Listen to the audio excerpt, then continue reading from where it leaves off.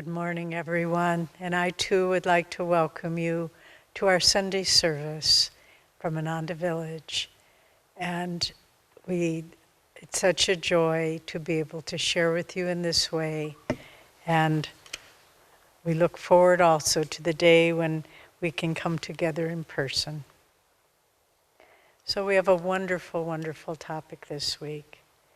The importance of soul receptivity. This is, of course, from Rays of the One Light, commentaries on the Bible and the Bhagavad Gita, based on the teachings of Paramahansa Yogananda. Truth is one and eternal. Realize oneness with it in your deathless self within. The following commentary is based on the teachings of Paramahansa Yogananda. Chapter 1 of the Gospel of St. John states, "But as many as received him, to them gave he power to become the sons of God, even to them that believe on his name." This was a passage Paramahansa Yogananda often quoted to his disciples. Be in tune, he would tell them. Delusion can't touch you if you will keep in tune. A few of you will fall, he once said, but it needn't be if you would stay in tune. Of a disciple who was highly advanced, even though she didn't meditate much, he said, she got there by attunement. To one who found meditation difficult, he said, I will meditate for you as long as you stay in tune. Truth is a state of consciousness, not a well-worded definition. It is in that consciousness, above all, that our lives are transformed. Therefore, the Bhagavad Gita says in the 10th chapter, to those who are ever attached to me and who worship me with love, I impart discernment, by means of which they attain me. Out of my love for them, I, the divine within them, set a light in them, the radiant lamp of wisdom, thereby dispelling the darkness of their ignorance. Thus, through Holy Scripture, God has spoken to mankind. Om, Om, Om.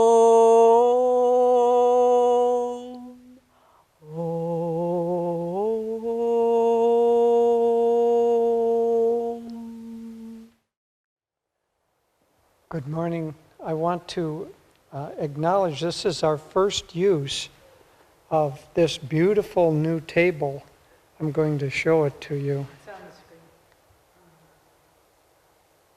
One of our members, who's a wonderful woodworker, didn't think that our former folding TV tray was quite the right venue to place the reading and the drink on. So he made this beautiful table.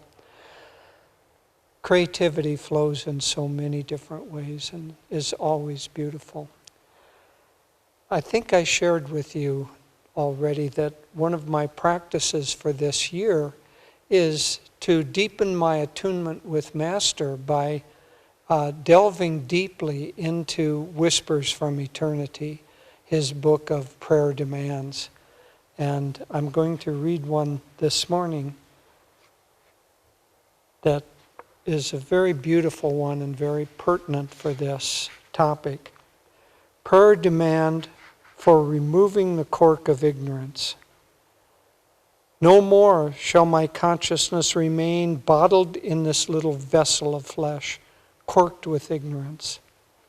No more will I remain moving through the sea of cosmic consciousness, night and day, years, decades, and how many incarnations, so close, yet never able to contact thy sea.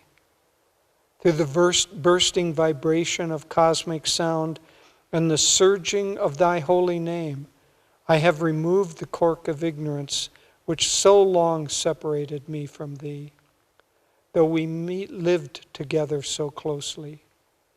Now my body consciousness will meet thy all-surrounding, all-pervading consciousness. No longer will I walk heedlessly in thee, but never knowing and feeling thee. Thine image within me shall meet thine image everywhere.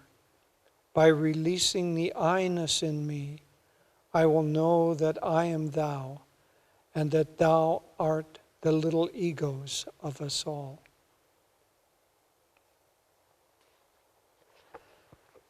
Beautiful prayer demand. So this topic this morning about attunement, one could say this is the central topic on the spiritual path, because attunement with the divine is the whole of the spiritual path.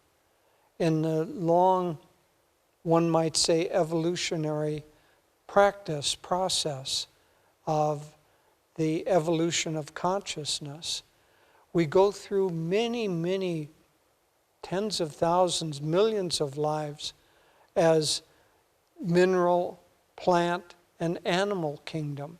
And during that time, we don't have any realistic free will. We simply are. A rock doesn't have a whole lot of free will to be other than a rock. But nonetheless, we have incarnated. Master said that he remembered his incarnation as a diamond. Now, that's both a beautiful and frightening thing, that we have incarnated in all these forms.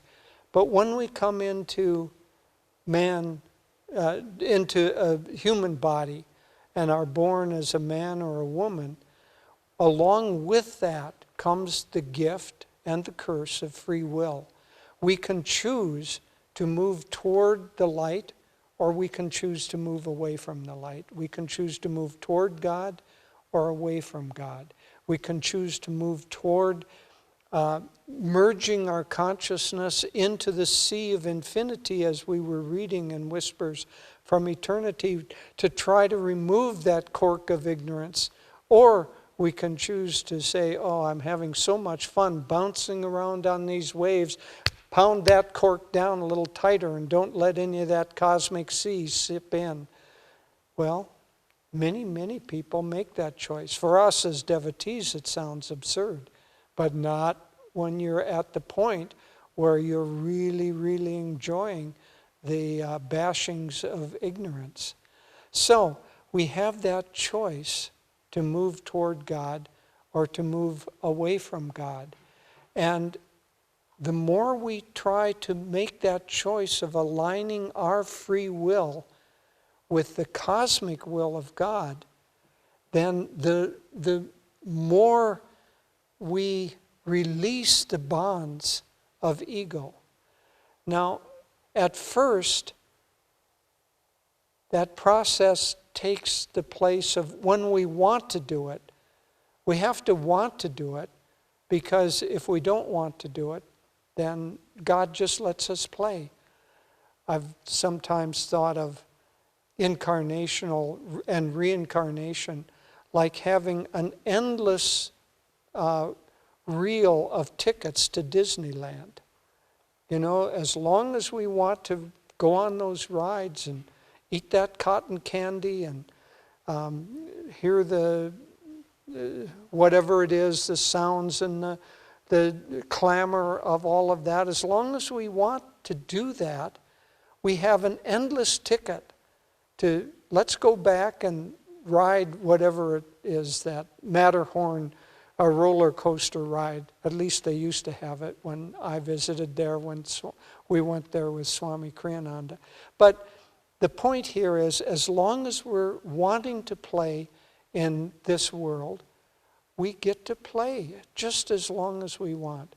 But then comes a time when it begins, as Master said, to be agonizingly boring, anguishing monotony of it all. And then we want to get out We're tired of that. And when that happens, then we open ourselves to the flow of teachings of the divine. And even that process is, from our standpoint, a very long one. From the standpoint of infinity, it happens just like that. But from our standpoint, it's many, many incarnations. And at first, we hear nice things, everything I needed to know I learned in kindergarten.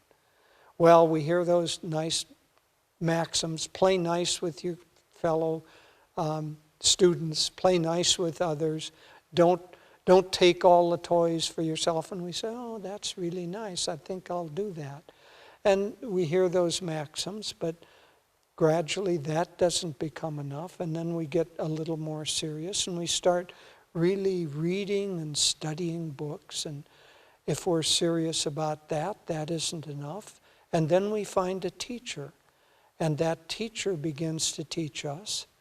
And it's much, much, much better to learn from a teacher, because the teacher responds to us. As Master said, you can read the Bible and argue with it, but the Bible won't argue back. So why would we argue with the Bible? Because we're ignorant. And so we're going to say, well, that isn't true, or that doesn't work, or I don't believe in that miracle. And we'll argue, but the Bible won't argue back. But a teacher, if he cares about us and he recognizes that we have the potential to do something more than just argue with him, then he will begin to work with us individually.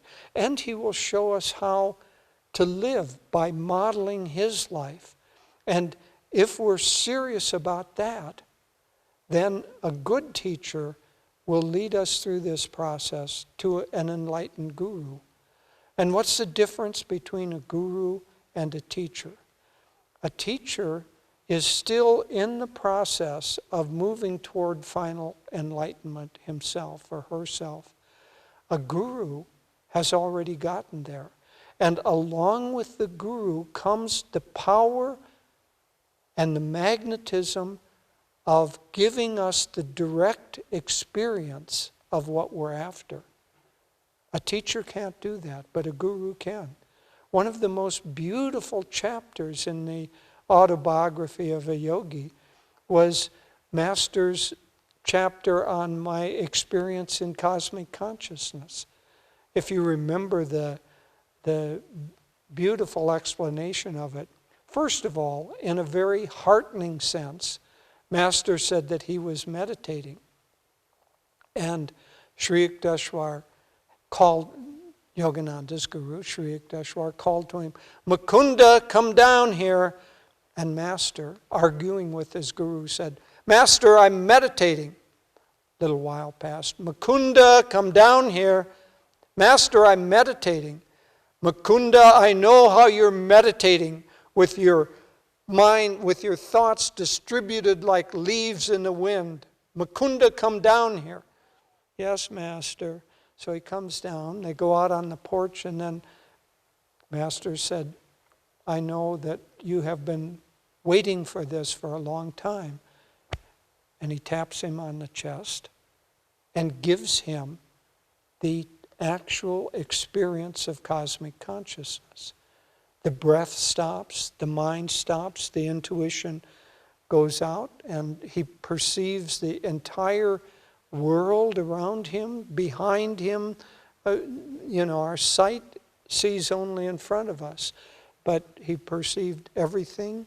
He looked through the walls. He could see a cow passing. When it came to the open gate, he saw it. When it went behind the other part of the wall, he continued to see it. He had the actual experience. That's the difference with the guru. The guru gives us the actual experience of cosmic consciousness. And that's what we're after, not second-hand reports of it. Second-hand reports by valid people are very, very, very important along the way, because it begins to get us open to it. but it's not what we're after. It won't satisfy us. All of us know this. We aren't satisfied in meditation when we try the best we can, but the time for meditation ends and we still haven't had the cosmic vision. I know I always leave with a little sense of regret, a meditation like that, because I'm waiting for that time to come when I have the actual experience of it. That comes by attunement with the Guru. Remember what Krishna said in the Gita? This is very important. He said, out of love for you, I, the divine within you, the divine within us, out of love. That's the Guru. The physical Guru is just because we need some form to look at, to think about, to model our behavior after. The true Guru is God within us. And the job of the Guru is to introduce us, not to him. He doesn't want us just following him. He wants us to follow him because he will align us with the divine that is residing already within us. And when we're ready, then that introduction will take place. How do we get ready? When are we ready? Well, it takes time. We have to get rid of all of the resistances that keep us from wanting that. St. Paul said, Lord, make me a saint, but not yet. And what? St. Augustine, thank you. St. Augustine said, Lord, make me a saint, but not yet. That's the position of so many of us. There are little resistances within us. And as long as there are resistances, as long as we aren't ripe, you know, in English, we have the word for the beautiful plant, sunflower. But there's a much better word in Italian. It's girasole. Girasole means not sunflower, but sun turner. Because the sunflower has the ability, think of a big sunflower with thousands of seeds in it. That sunflower follows the sun as it passes. And you see a whole field near our community in Assisi. There are fields and fields, acres and acres of sunflowers. And they're all tracking the sun, tracking the sun. Why are they doing that? Well, all of those thousands of seeds are gradually getting ripe. And by tracking the sun, they use their little plant willpower, individual willpower, to follow the sun to ripen those seeds. And we too, the sun for us is the spiritual eye. The more we follow the spiritual eye, which is also the seat of the Guru, the more we attune to that, all of those little seeds within us get ripe. And if they aren't ripe, they resist. They're in our nervous system. And if we were to all of a sudden have this experience that Master had of cosmic consciousness, it would burn up our nervous system because there's still too much resistance of the unripe seeds within us. One time, one of his advanced disciples said, Master, give me samadhi. And Master just looked at him and said, if I gave it to you, would you be ready for it? No, Master, because he wasn't ready. So we have to keep turning, using our will to turn toward that. Now, the job of the Guru, the job of a teacher, is to help us continue to turn and to attune. And that, one might say, is their only job. They give us techniques, they give us teachings, they give us moral principles, they give us attitudes to have. All of that is only so we can align our individual will with the divine will within us. But we're not there yet. The seeds aren't all ripe, and so we resist.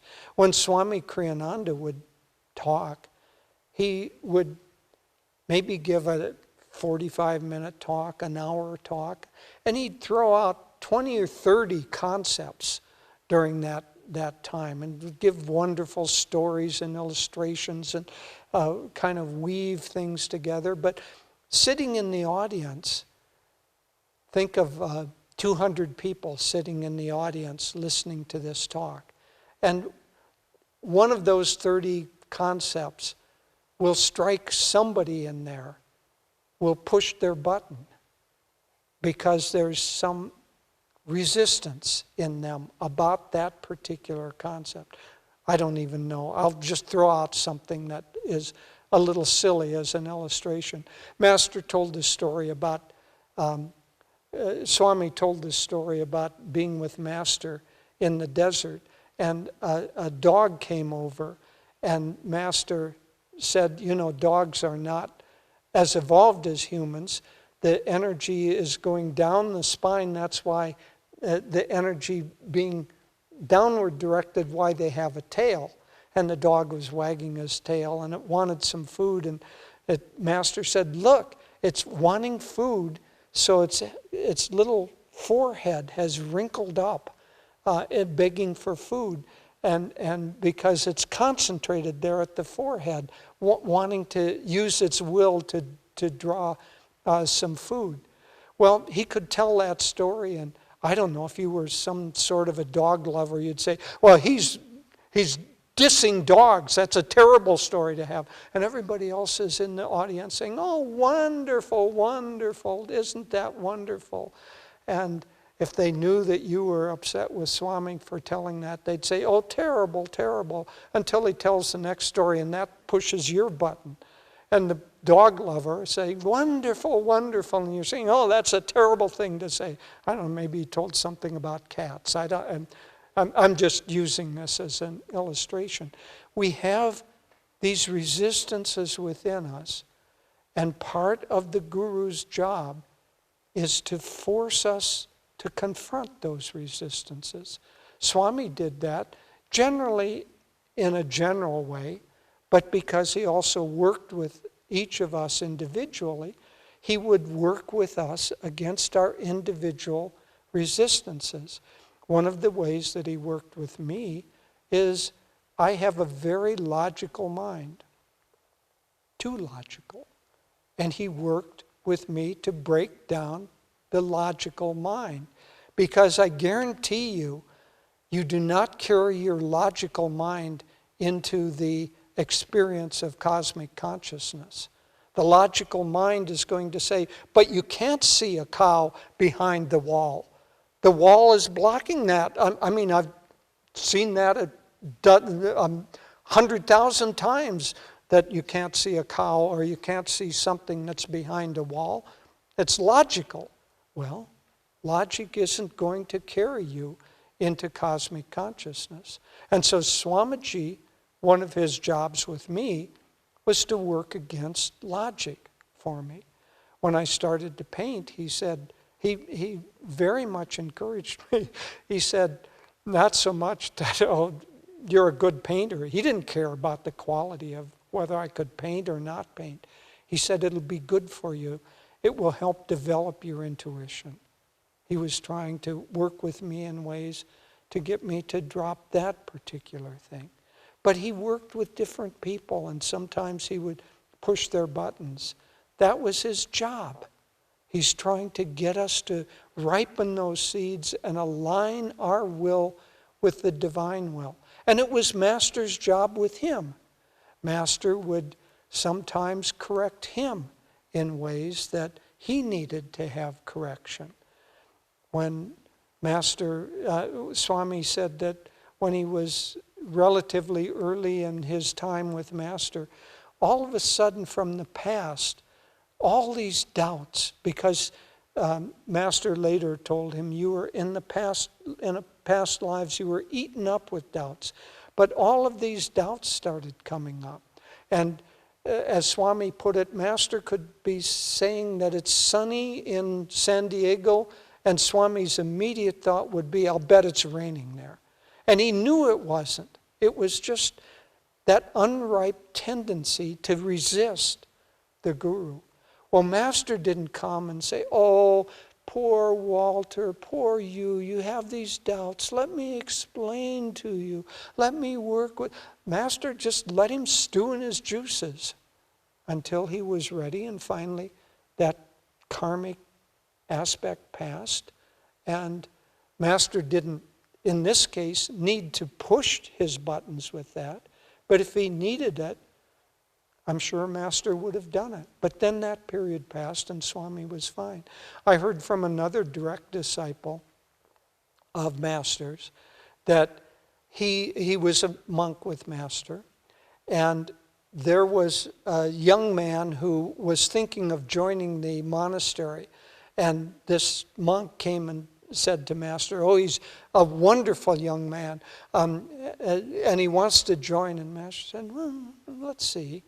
And so a couple of days later, Master asked the monk and this young man to come to Lake Shrine because he wanted to plant a big pine tree on the hillside there.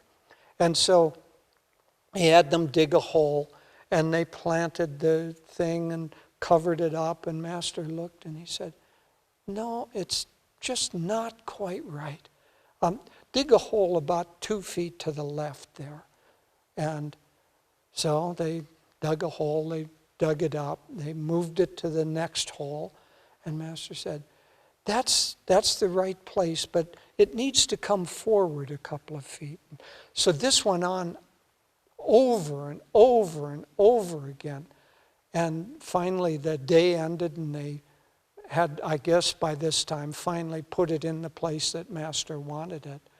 And that night the new recruit said, that fellow is absolutely crazy. He can't even decide where he wants a tree. I'm not going to follow him.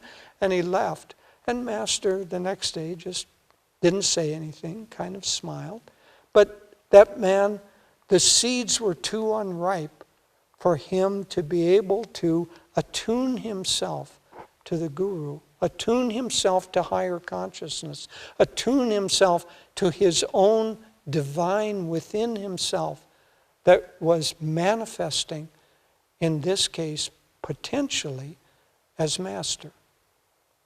Wasn't either Master wasn't his Guru, or it wasn't his time yet. Whatever it was, that those seeds were too unripe. He has to keep turning toward the sun. Whatever sun attracts him, he has to keep turning, and gradually the process will bring him along until he is ready. And now, for you and me, I think those seeds are mostly ripe.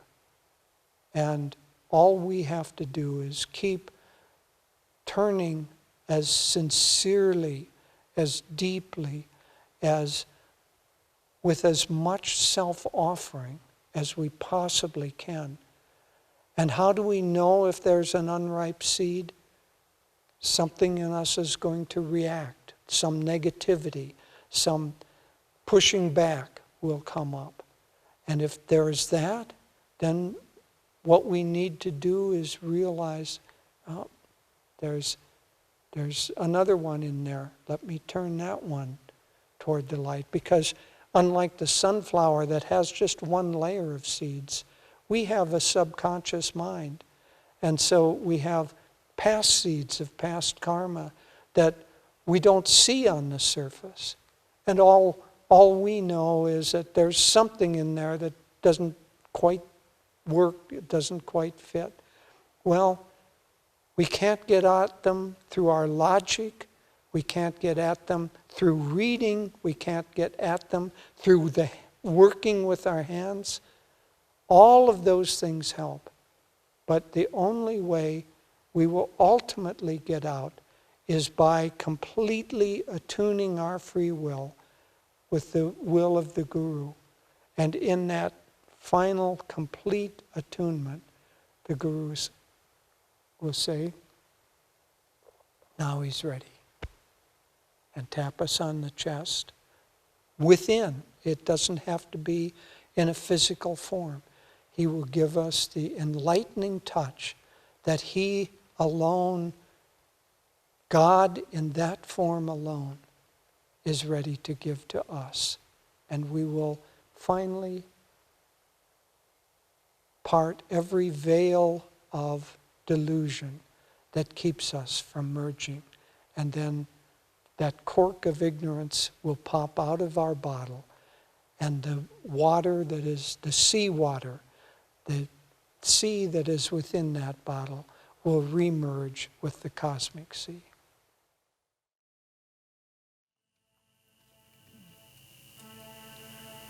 I have been roaming, forsaken by thee, who hast seen me groping, hardly ever answering. I shall be roaming,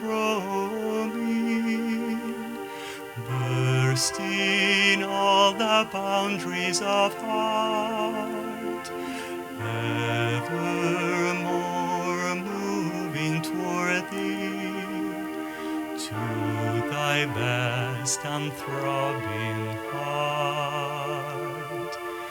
Come thou to me, O Lord, O come at last to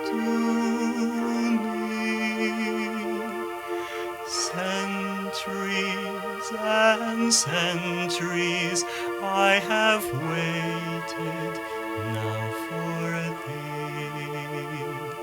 Through endless incarnations I called out for thy name, searching by the streamlets of all my silvery dreams. I know that thou must come at last to steal the flowers of my heart. In sorrow thrills I piped my love, I sadly sing my song to thee, and yet I know my love must reach thee, though many lives I have to wait. On mountain crags of my devotion I sadly sing my song, my song.